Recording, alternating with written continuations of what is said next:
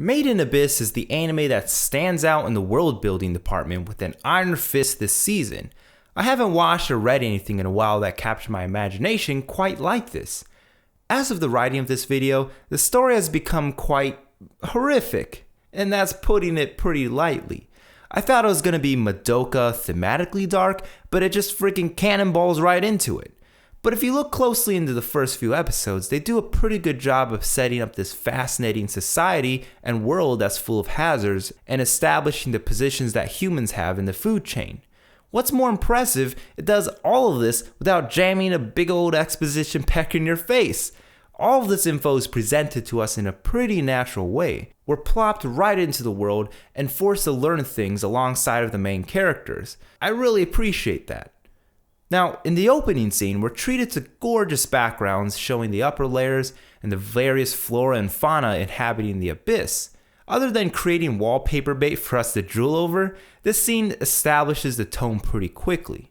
The beautiful landscape and environmental sounds are pierced by the voices of people that are off screen, giving us the sense that they are intruding on this scene, something that's foreign to this land. It's not until 15 seconds in that we see Riko and Nat rappelling down the side of the cliff to do their duties as apprentice cave raiders. A big theme and visual element in this anime is verticality. Up is a direction that represents something familiar and safe, a world almost like ours, and down is where all the scary stuff is, and that's where they're headed. We see the position that humans have in this world when they encounter the Crimson Splitjaw.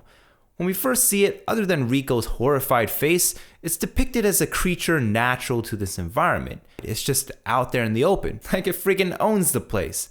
Riko and Reg are the outsiders. They're totally out of their element and are no match for the Splitjaw. A clue Riko drops about the increasing dangers further down is when she asks, "What's it doing so far up?" If Riko's unable to handle this creature, what business does she have believing she can go down and find her mother, right? So, other than that close brush with death, another red flag was the big focus on the orphanage. We had several episodes just, revolving around the orphanage. And one thing that just comes to mind is where are all these parentless kids coming from? Were the parents just ditching their children, or were they killed in action down below? I think the answer is pretty obvious. So right in the first episode, they established that humans aren't these unstoppable conquerors and explorers that we typically expect from these kinds of animes or shows. Now, even with all these odds stacked against them, why do they continue to explore the abyss and put themselves in harm's way?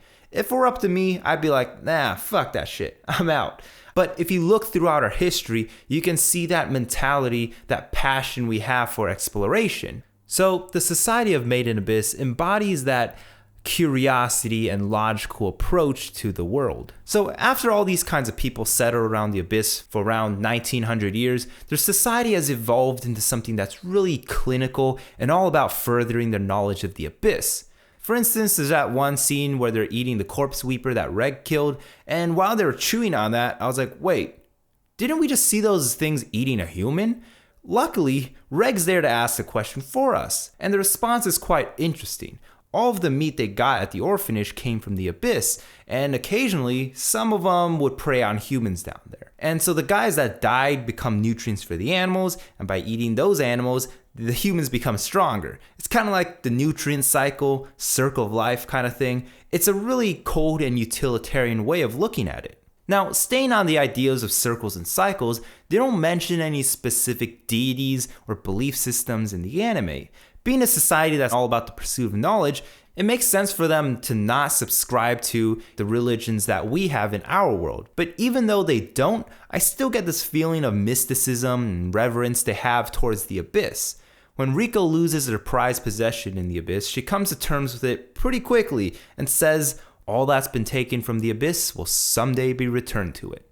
This stood out to me because it feels like they're placing some sort of omnipotence on this big old hole in the ground. Like in the first few episodes, you get that feeling from how they address the abyss, but this is where it was really apparent.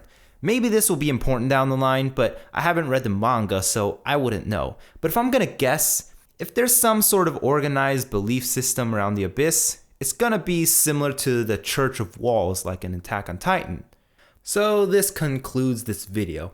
Now this isn't really a video essay, it's more like a video dump where I'm just pouring out all the thoughts I have on Made in Abyss. This is my anime of the season, and if nothing else blows it out of the water during fall, it's probably going to be my anime of the year. So I hope you guys found this video interesting. Give me a thumbs up, share it, subscribe, it really helps me out. And as always, thanks for watching, and I will see you next time.